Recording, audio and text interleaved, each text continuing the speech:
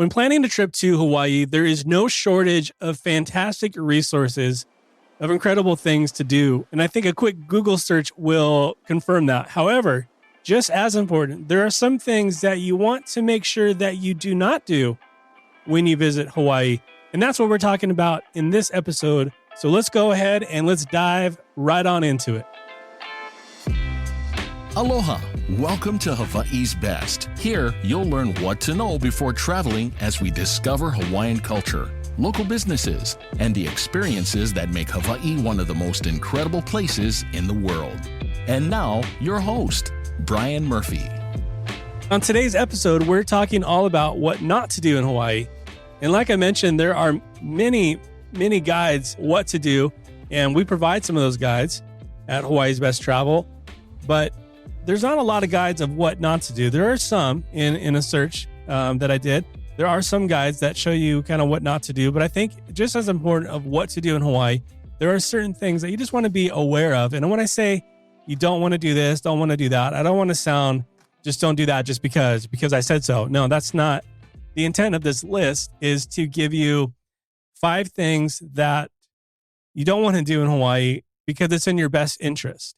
And when we unpack these 5, you'll see how by not doing these things, you'll be able to have even a better time on your next trip to Hawaii. So let's go ahead and we're going to dive right on in to the 5 things not to do in Hawaii. Number 1, not renting a car. And though, it may seem fun to try and explore Hawaii without a car, it really just isn't feasible. You can maybe get away with it a little bit on Oahu, especially if you're staying in Waikiki. The public transportation on Oahu is definitely a little bit more present than the other islands. But if you're trying to save some money, don't take it from the rental car budget line. If you like the idea of traveling around the islands via a bus tour, then maybe you can get away without renting a car. But to really explore Hawaii, you want to be able to get out there on your own with your group and be able to explore the island on your own time and when you want to. Many hikes require some driving to get to the trailheads. So that's just another reason on why renting a car is important. And if you rent a car and you're driving around the island, say on Oahu, and you're not exactly sure where to go or what to do, there's a great app for that we recommend. It's called Shaka Guide app, and I'll link it in the show notes. You can actually go to hawaiisbesttravel.com/Shaka and be able to download the app right there. And another quick tip is don't leave valuables in your car. There are a lot of turnoffs and hikes in Hawaii which require you to park on the side of the road or park in a small lot, which makes those cars an easy target for, smash and grab thieves. So be sure to, yes, that happens in Hawaii. It happens quite a bit. Just be mindful of that next time you're getting out there and parking your car. Hide your stuff in the car, or even better yet, take any valuables with you as you hike. Number 2, it kind of goes along with the first one, is don't spend all your time in Waikiki. Waikiki is designed to keep you happy, content, and really not to venture out. I mean, it's obvious to see why, because there's world-class dining, hotels, shopping. It's easy to just stay put in Waikiki your entire vacation while you are on Oahu. However, Hawaii, like I mentioned, is really meant to be explored and to get out there. Say you're staying in Waikiki, renting a car for the day, a day trip to the North Shore, it'll provide some great perspective of the many wonders of Hawaii. And even a short drive over to the east side in Kailua, it'll transport you into this whole other world of Hawaii that can be hard to find in Waikiki. Now, don't get me wrong, Waikiki can be an incredible place. And there's so many places there that are amazing. The iconic view of Diamond Head from Waikiki Beach, standing right outside the Royal Hawaiian Hotel. That shot right there of Waikiki is incredible. And Waikiki is also a great place to learn how to surf and just to get acclimated with Hawaii. But there's so much more to explore than just staying the whole time in Waikiki. Number 3. Number 3, ignoring warning signs. When it comes to having someone else tell you what to do, like seriously, I'm the first one to say, don't tell me what to do. Like, mind your own business. But it's a lot different in Hawaii. The lifeguards there are amazing and incredible and genuinely care about your well-being and have your best interest in mind. They are a group of men and women who deserve, I think, more appreciation than they actually get. You know, they risk their lives every day fighting some of the most crazy rips and surf in the world. They know what they're doing. And they deal a lot with like knuckleheads just getting out there thinking, you know, they swam in school, thinking they swam in high school on the swim team, and that they can just, you know, get out and just jump right into the ocean without heeding any warnings. And that's just simply not true. When there is a warning sign of a strong current or sharp coral, for example, pay attention. It's there for a reason. The surf in Hawaii can be unpredictable. 1 minute, you know, it could be calm, and then the next completely different. So just there's a saying, you know, maybe you've heard of it. Just when in doubt, don't go out.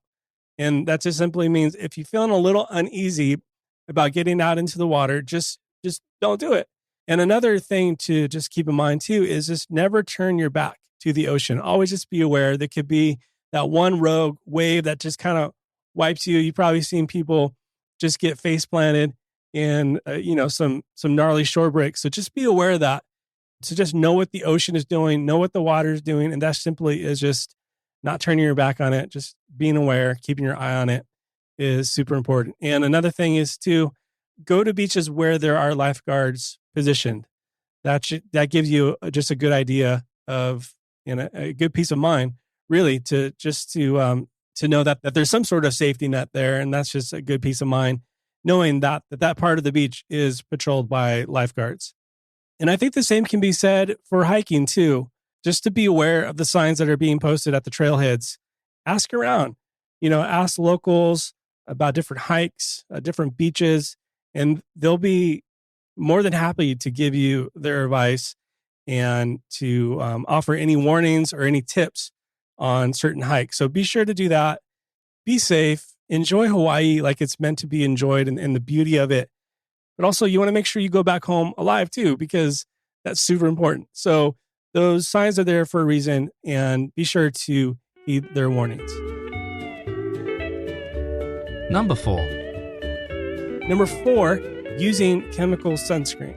Now, before we go into, you know, what sunscreens we recommend, it's vital to acknowledge that protecting yourself from exposure to the sun is critical. And with an average of 271 days per year of sunny days in Honolulu, there is an excellent likelihood that your stay on the islands will be mostly sunny. And the sun in Hawaii, it can be hotter and a bit stronger than maybe what you're used to.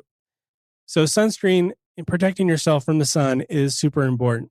If having to remember to put sunscreen on and reapplying it isn't your thing, then wearing a short sleeve or long sleeve rash guard and a hat can be a great alternative to that. And finally, number 5. And finally, number 5, the most important thing not to do in Hawaii is not showing respect. Aloha is more than just a warm and fuzzy thing to say. It's really, truly a way of life. And how you interact with people on island will make or break your experience, truly.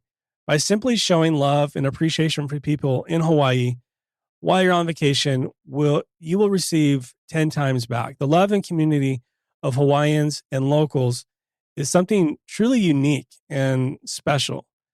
So along with showing respect for others, showing respect for the land is just as important. You can check out our interview with Maddie Leong and Spencer Lee. They're a couple professional landscape photographers that we had on the podcast show back on episode 34.